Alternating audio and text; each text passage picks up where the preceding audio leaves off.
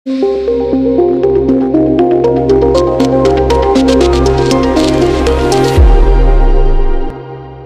समाजाला आरक्षण मिळावे यासाठी कालपासून जरांगे पाटलांनी आंतरवाली तलाठीमधून मोर्चाला सुरुवात केलेली आहे। आज सकाळी ते शिवनेरीवर दाखल झालेले आहेत।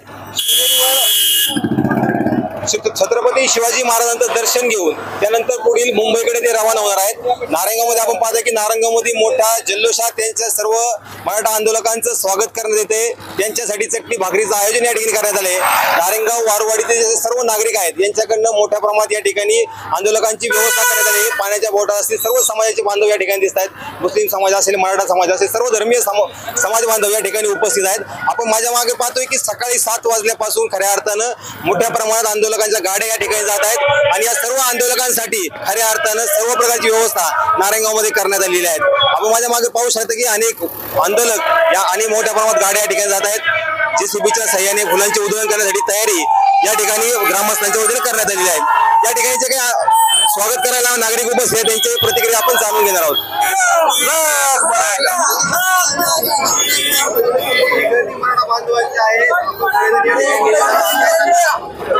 प्रतिसाद आहे। आपण पाहतोय सकाळपासून गाड्या चालू आहेत आणि प्रचंड आज लोक मनोज जरांगे पाटलांच्या या आंदोलनाला पाठिंबा देण्यासाठी सगळ्या भागातून पुढे येत आहे।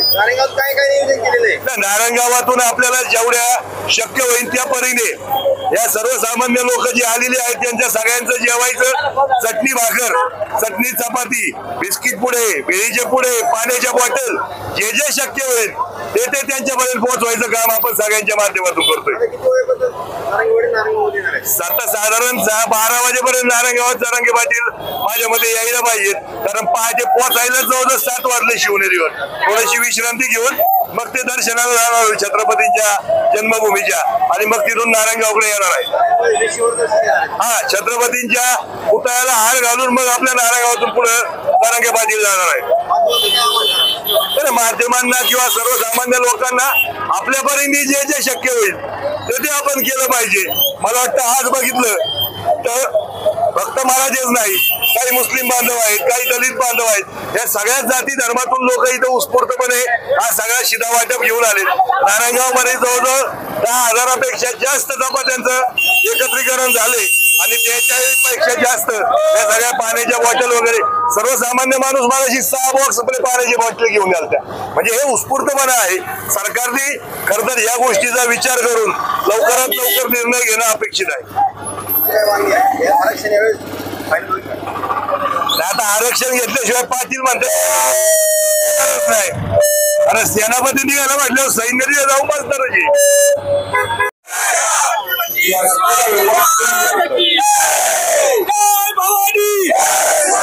छत्रपती शिवाजी महाराज की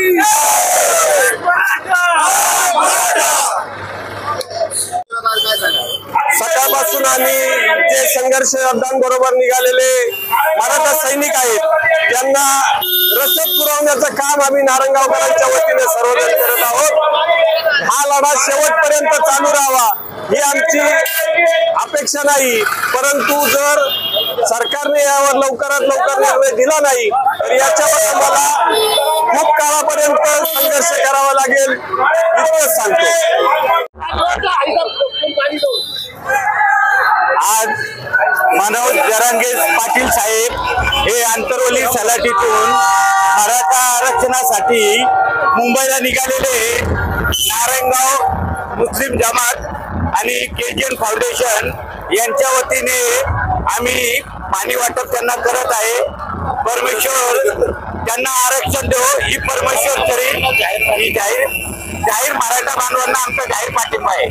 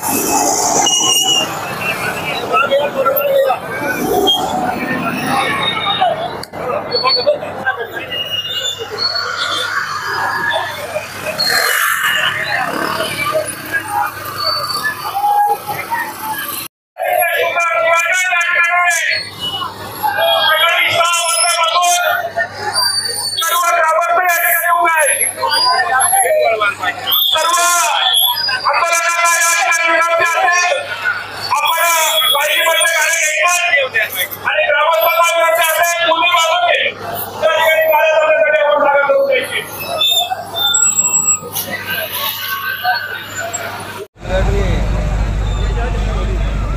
थोड्याच वेळामध्ये त्या ठिकाणी संघर्ष योद्धा जरांगे पाटलांचा आगमन या ठिकाणी होत आहे. सर्व ग्रामस्थांना विनंती आम्हाला दोन्ही बाजूनी गाड्या जाण्यासाठी जागा करून द्यायची. नारायणगावचे प्रथम लोकसेवक सरपंच योगेश बाबू पाटील त्याचबरोबर सर्व ग्रामस्थांच्या वतीने अतिशय सुंदर नियोजन या ठिकाणी केलेलं आहे. सकाळी 6 वाजल्यापासून त्या ठिकाणी दोन्ही गावातील ग्रामस्थ या ठिकाणी उभे आहेत. संघर्ष योद्धा जरांगे पाटलांच्या स्वागतासाठी आलेल्या सर्व ग्रामस्थांच्या वतीनं अक्षरशः स्वागत या ठिकाणी होत आहे. एक मराठा, एक मराठा.